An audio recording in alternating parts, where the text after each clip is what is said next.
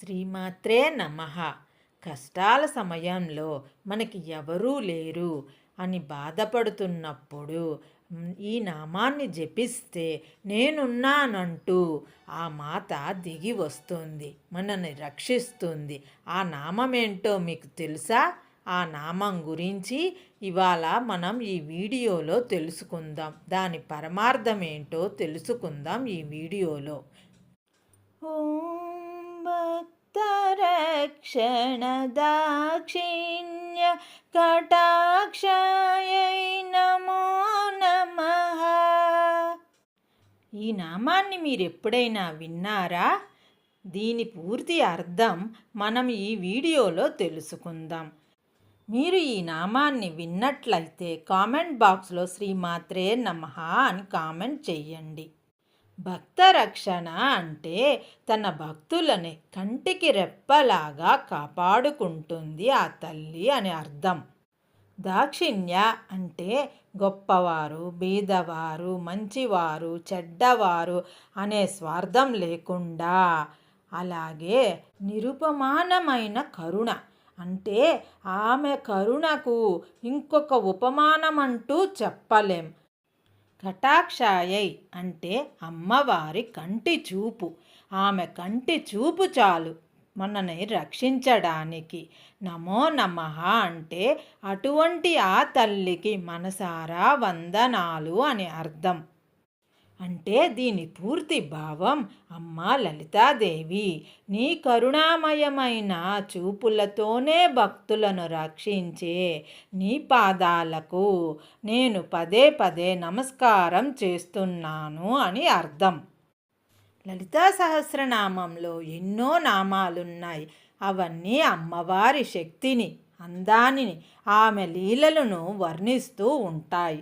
కానీ ఈ నామం మాత్రం భక్తుడికి అమ్మకి మధ్య ఉన్న బంధాన్ని తెలియజేస్తుంది. అమ్మవారు శాస్త్రాల ప్రకారం రాక్షసుల్ని సంహరించాలి అంటే ఆమె ఆయుధాలని పట్టుకుంటుంది. కానీ ఆమె భక్తుల్ని రక్షించడానికి ఆమె కంటె చూపు చాలు. ఆ తల్లి కరుణతో ఒక్కసారి మన వైపు చూస్తే చాలు, మన చుట్టూ ఉన్న దారిద్ర్యం, అనారోగ్యం, మానసిక ఆందోళనలు అన్నీ కూడా మంచులాగా కరిగిపోతాయి. మనకి సమస్యలు ఎక్కువయ్యి ఎవరూ లేని సమయంలో మనం సతమతమవుతూ బాధపడుతున్నప్పుడు ఈ నామాన్ని జపించినట్లయితే ఆ తల్లి నేనున్నానంటూ రక్షణ ఇవ్వడానికి సిద్ధమవుతుంది. అందుకే ఈ నామాన్ని అభయప్రదాత నామం అని కూడా పిలుస్తారు. ఈ నామాన్ని రోజు జపించడం వల్ల కలిగే అద్భుతమైన ప్రయోజనాలేంటో ఇప్పుడు చూద్దాం. మీకు తెలియని అభద్రతా భావం లేదా రేపటి గురించి భయం వేధిస్తూ ఉంటే కనుక ఈ నామాన్ని జపిస్తే మీకు మానసిక ధైర్యం కలుగుతుంది.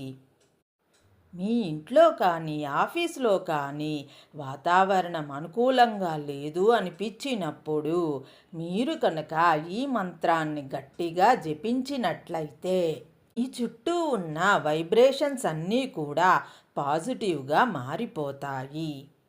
ఆకస్మిక ప్రమాదాల నుండి, కష్టాల నుండి ఈ నామం మిమ్మల్ని ఒక కవచంలాగా కాపాడుతుంది.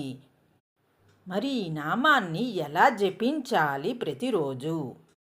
దీనికి పెద్ద పెద్ద నియమాలంటూ ఏమీ లేవు. ఎందుకంటే అమ్మవారికి కావాల్సింది నిష్కలమైన భక్తి, ప్రేమ. అందుకే ఇది చాలా సులువైన పద్ధతి. ఉదయం నిద్ర లేవగానే లేదా సాయంత్రం దీపారాధన చేసే సమయంలో 11 సార్లు కానీ లేదా 21 సార్లు కానీ ఈ నామాన్ని జపించండి. ప్రశాంతంగా ఒక చోట కూర్చోండి. అమ్మవారి రూపాన్ని మనసులో ధ్యానిస్తూ ఈ నామాన్ని ప్రశాంతంగా పలకండి.